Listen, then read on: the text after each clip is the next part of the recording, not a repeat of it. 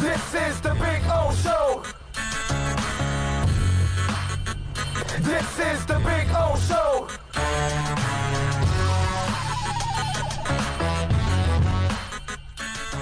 Now, because the head coach of the Miami Dolphins addressed the meteors this morning, and we like to play those press conferences for you and then break it down like nobody can.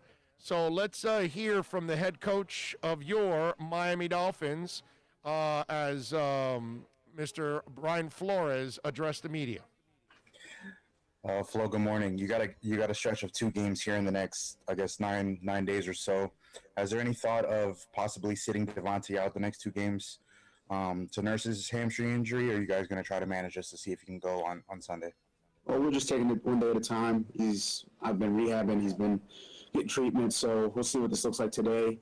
And instead of making a decision for the next 2 games, we'll just try to take it one day at a time. And sometimes guys turn around quickly.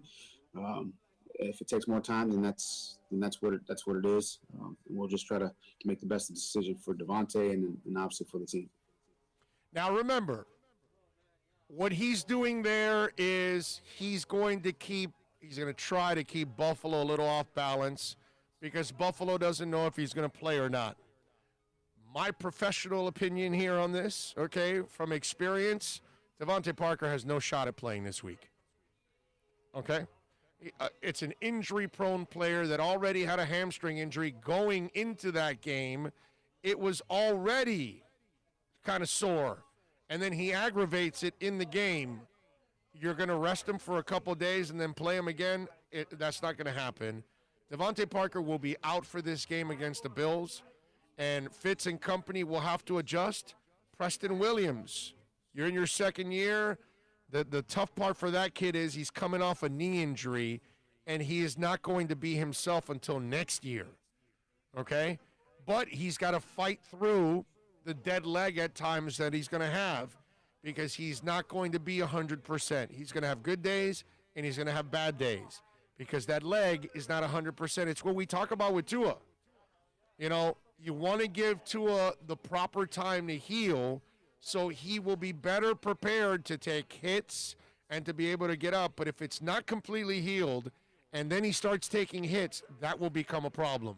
With Davante Parker, you don't want this hamstring injury to last all year long. My guess, okay, I'm not giving you any inside information.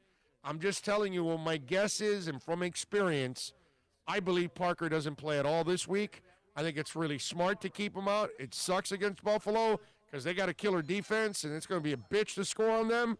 But still, I think you have to rest him and give him an extra week and hope in 2 or 3 weeks you can get him back and keep him on the field. Go ahead with Brian Flores. Hey guys, you want to go and raise your hand? All right. Stop it again. I'll go one more. All right. Flo, what did you think about how Tua processed, the game from the sideline with Fitz and listening with the hat on Sunday? Did you get any feedback from him after the game? Yeah, we talked about just the game and from the sideline what he saw, and I think he's tried to play every play in his own mind. So that experience was good, and look, it's a different atmosphere. It was a different atmosphere for everyone, and no different for him. So, but it's his first game live look at a game from the sideline. And I thought he did well from that standpoint. One more. Good morning, Flo. Chan basically said that a lot of the base runs weren't as effective as you would hope. What were some of the issues? Was it just the defense that they were running, or just execution stuff? We kind of made all the corrections from the game. I'm sure we're talking about Sunday. We made the corrections from those games. We kind of moved on to Buffalo. That's where our focus is. There were a lot of issues in the game. We're trying to get them all corrected, and we're going to go out and practice today and try to make those corrections, on the practice field. and we've moved on, and our focus is on the Bills. And this is, there's a lot to focus on there. I mean, they're a good team. Alan? Good morning, Brian. How much catching up would you say Bowden still has to do to get to a point where he's ready to contribute? I mean, he's been here, 2 weeks, 3 weeks, somewhere in there. So he's worked extremely hard. He's been meeting one-on-one with Grizz, trying to get caught up. But let's say when you're a rookie, you're young. I mean, you need reps. So we're trying to give him as many reps in practice as possible. But as far as getting caught up, there's going to be, I think at best for a young guy in that situation, a couple packages, a couple things that he can feel comfortable doing, and then maybe you get him out there. But I'm not sure we're there yet, so we'll see. Barry? Hi, Brian. Couple of cornerback questions. How well equipped do you think Needham is in the slot at this point in your nickel packages? If you could talk about the choice to use Jamal Perry over Needham in that role, and also why did Ken Webster leave the practice squad? Well, Ken, he had an opportunity to go to another team. He did that. We had a good conversation on that. He felt like it was best for him, and I support that decision.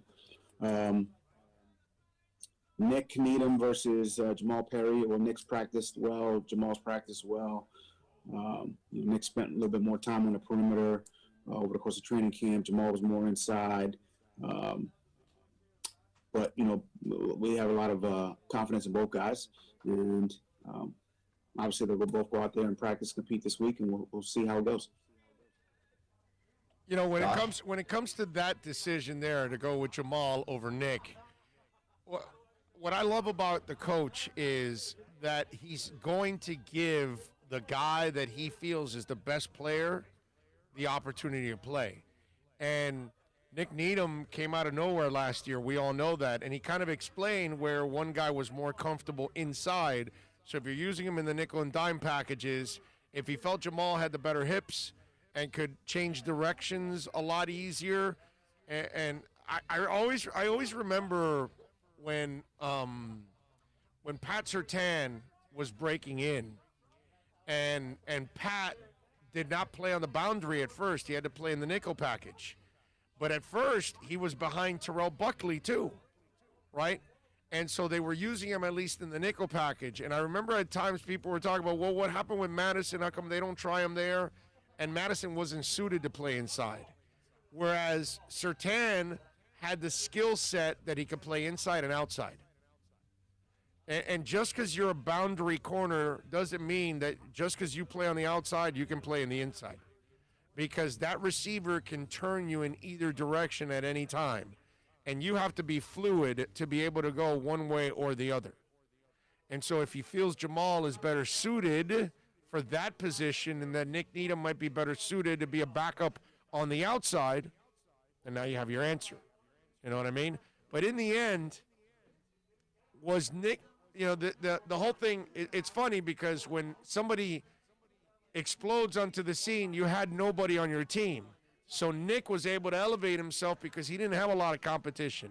This year, I guess the team feels like they brought some competition in, which I love that because you're bringing in Tua for Rosen and you're not screwing around, and that's in every position. And in corner, you're bringing in somebody else, and then that somebody else did what Nick Needham did the year before.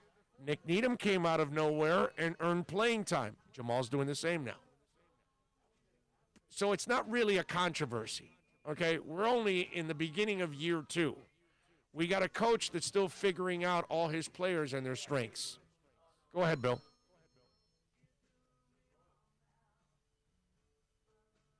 Go ahead, Bill.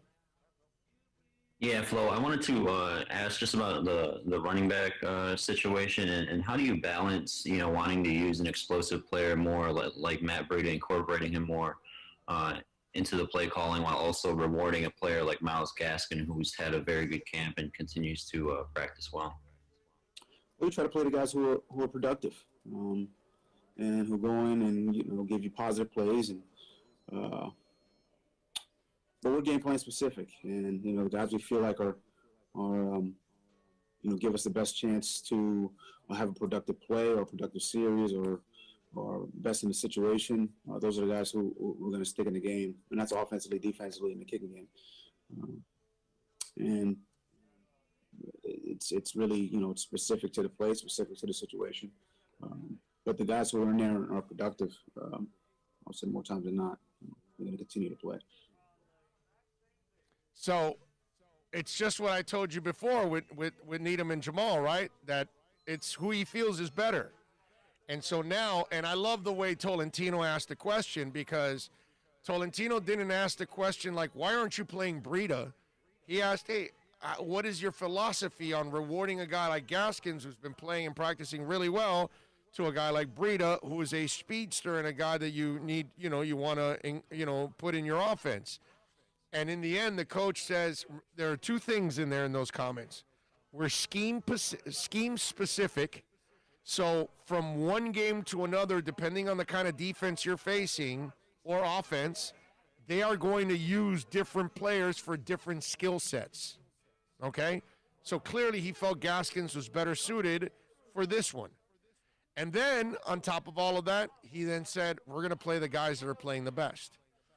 And I guess because Matt Breida's established, because he's had some success, because you traded for him and you gave up a fifth rounder, you assume that Myles Gaskins is not worth as much.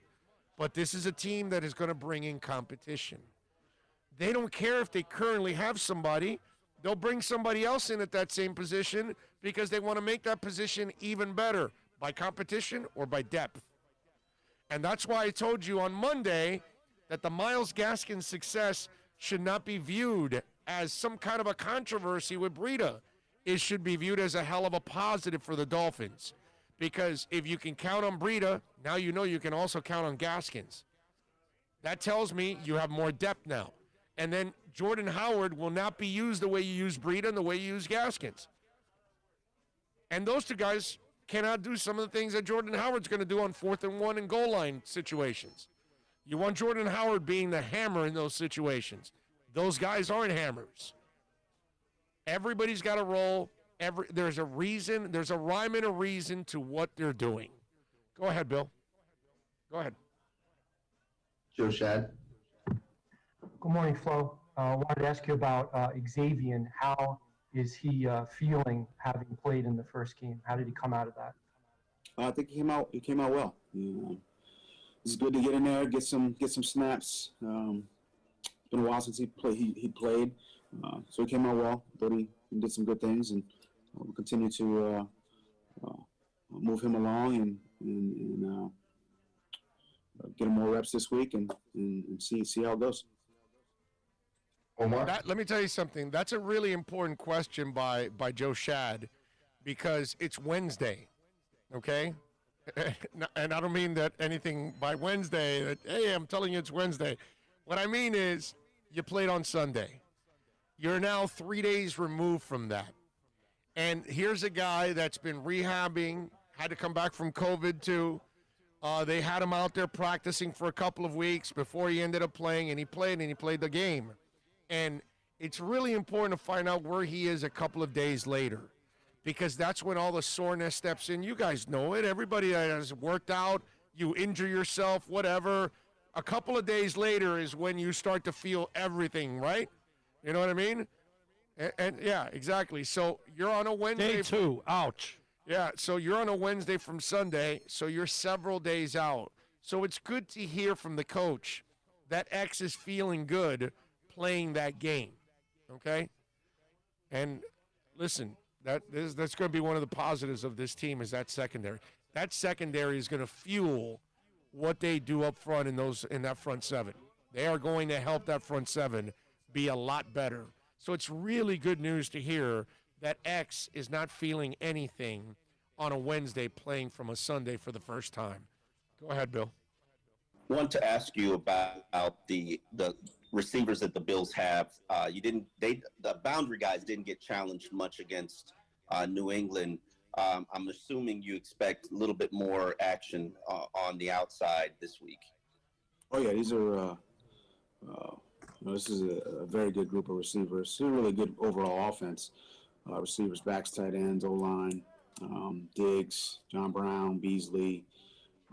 This is probably as good a group as there is around the league. So this will be a great challenge for us, as a defense, to go along with the quarterback and his ability to scramble, his ability to fire the ball down the field. He's been more accurate.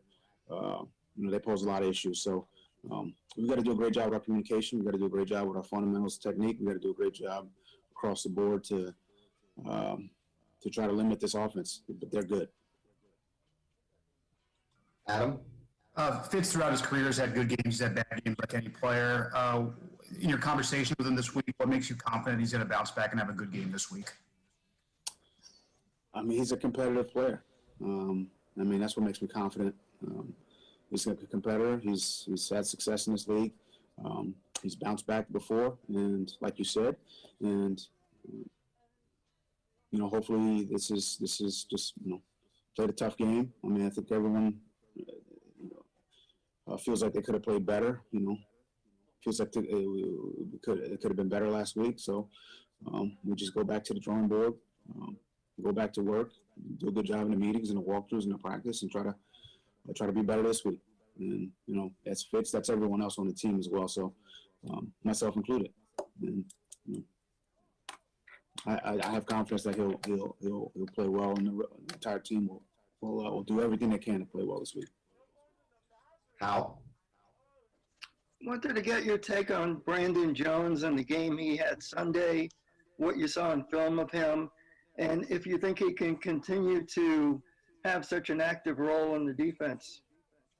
I thought he, his first time out, I thought he played well. I thought he tackled well. He showed good speed. A lot of things we saw in training camp. This kid's fast. He's aggressive. He tackles well. It wasn't perfect by any stretch of the imagination. There were some plays that I know he wishes he had back that we talked about on the sideline. And I would say they were in some of the critical moments of the game.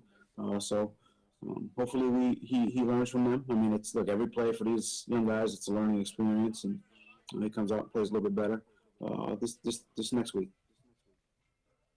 Joe?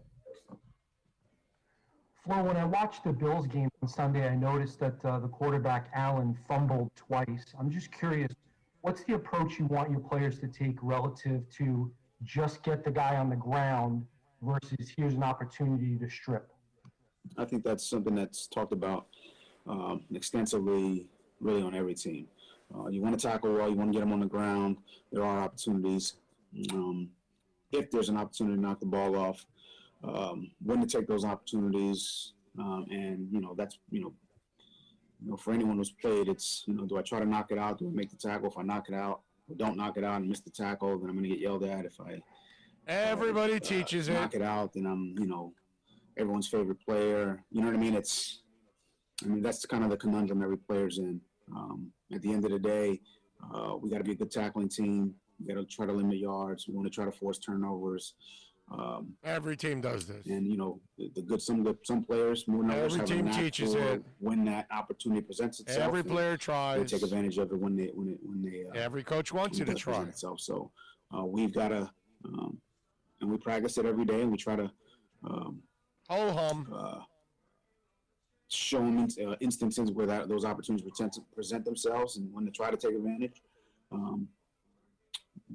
And hopefully we get some opportunities to do that, and we can knock the ball off a couple guys. What's he gonna say? No, we don't care about it. One more, we'll go to Omar. We never want our players to try to knock the ball out. I want to ask you about Jakeem. Obviously, with Devontae not being completely healthy, Jakeem will get a lot of reps in practice. Do you have to have a Jakeem package, or do you look at him as just a normal flanker? He's gonna tell you. Yeah, he's a receiver. And receivers, they got to really get good releases. They got to do a good job with their route technique. They got to do a good job at the top of the route. They've got to recognize coverages. Is it man? Is it zone? So there's no package. A receiver is a receiver. Some guys are Jakeem's an explosive guy, so you want to try to get him on some things where he's on the move and can make people miss. So, but yeah, we see him as a receiver. That's his position. He's a receiver. He's a returner.